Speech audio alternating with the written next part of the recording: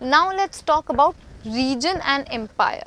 So we saw that in the Indian subcontinent new groups and new political groups were forming, there were jatis, etc. But what about a region and an empire? So around 700 years ago, many regions already possessed distinct geographical dimensions of their own. So their language was different, they had different kind of cultural characteristics, traditions, ideologies, etc. The day-to-day activities of people living in those regions was different from what was in the other regions. There were considerable conflict between these states and occasionally dynasties like the Cholas and the Khaljis. So we have studied about the Chola dynasty earlier, and now we'll study about the Khaljis, the Tughlaqs and the Mughals. So these were the people who came to India from the then known Ottoman Empire. The Khaljis, Tughlaqs, Mughals, and these dynasties were new to India. So therefore there was a lot of conflict between these dynasties when they existed at the same time in India. So they were able to build an empire that was pan-regional. They controlled the whole region.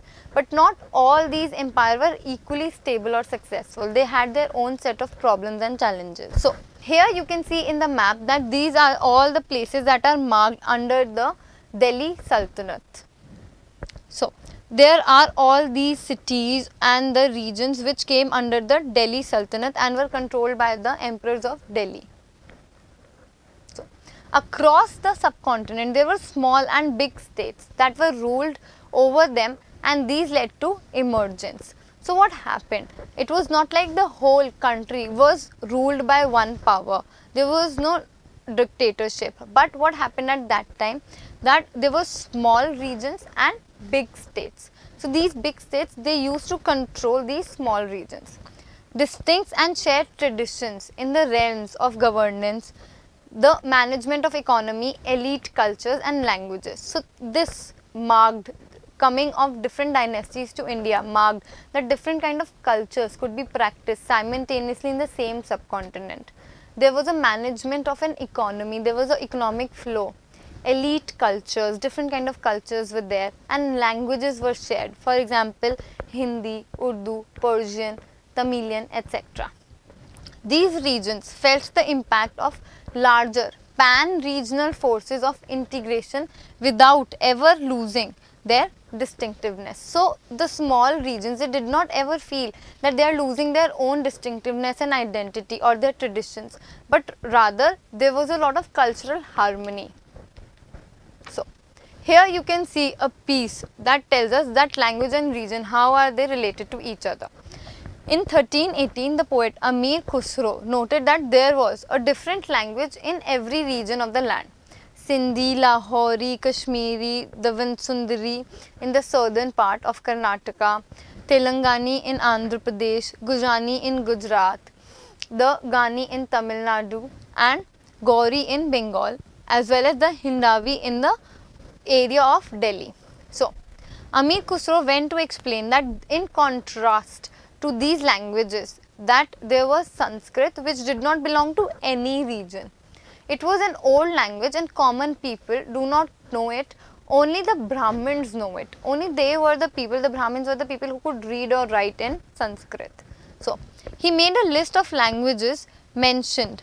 So, can you make another list of languages that is mentioned by Amir Khusro and related to every region they come from?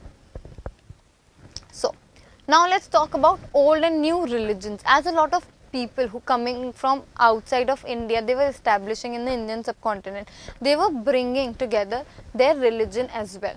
So let's see what were the new religions that were established in India. People's trust in spirituality was personal, but the ideas were also communal. There were different communities, for example Hindus, Muslims, Arabic, etc. The belief in religion, it changed drastically over a period of time, and it also had an impact on the social economic organizations of the local communities that was changing. So during this period, Hinduism saw a change in a way the religion operated. So it was not the way that it used to be. These included the worship of new deities, the construction of new temples by royalty, growing importance of Brahmins as they were the priests who restored the faith in Hinduism. So they dominated groups in society. Their knowledge of Sanskrit texts earned the Brahmins a lot of respect in the society because normal and common people could not read them. They were provided a lot of support from the rulers too because they were supporting the Hindu culture and religion. These led to development of the Bhakti movement. So what was Bhakti movement? Bhakti movement was a movement which saw a gradual uprising or a gradual development in the teachings of the Hindu by Brahmins. This was supported by the Hindu rulers in the Indian subcontinent. So new religions also appeared in the subcontinent. So it was not just Hinduism that was established in India. New religions were coming to the subcontinent.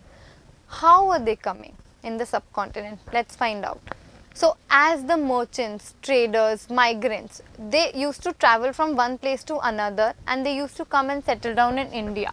The merchants and migrants, they first brought the teachings of the Holy Quran to the Indian land in the 7th century. So Holy Quran is a holy book of Muslims. They regard Quran as their holy book and accept the sovereignty of one God, which is Allah. They do not have different deities or different gods. They have only one God, who is Allah, whose love, mercy and bounty embrace all those who believe in Him without regard to social background.